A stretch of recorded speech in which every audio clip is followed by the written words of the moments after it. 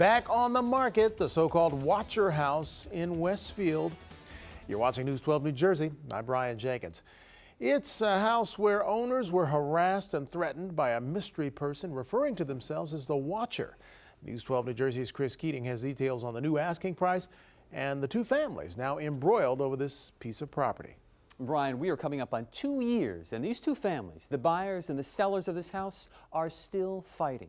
Both have filed lawsuits against one another. There is no one living in this house, and between the dispute and the reputation this property has now gained, it's worth questioning whether or not anyone will ever live in this house again.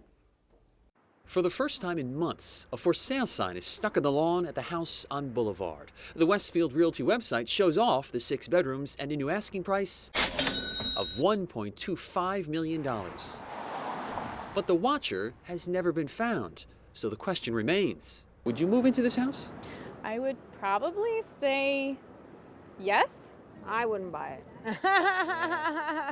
No, that sounds a little bit too stressful for me. Yeah, I wouldn't buy it. I'd be scared too. 3 days after closing in June of 2014, the Broaddus family started receiving letters referring to their 3 children. One said, "Once I know their names, I will call to them and draw them to me." Another, "I asked the Woods to bring me young blood."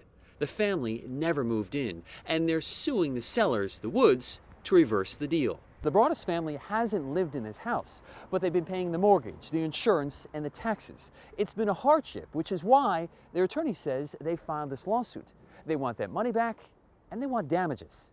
That's a mortgage on a house worth $1.3 million with taxes of $21,000. Their attorney claims the seller had received one of those letters before the closing, but never disclosed it. Lee Levitt saying they want to sell, they want to move on with their lives.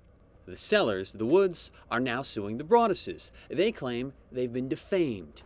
Meanwhile, police have never found this so-called Watcher. I just think that maybe more should have been done when it comes to finding out who's terrorizing these people. So either someone stands up to the Watcher, or this beautiful home will sit empty. A call to the attorney for the Woods family was not returned tonight. The Woods have reportedly said in the past that they did receive a letter before the closing, but have insisted it was not at all disturbing. Chris Keating, News 12, New Jersey.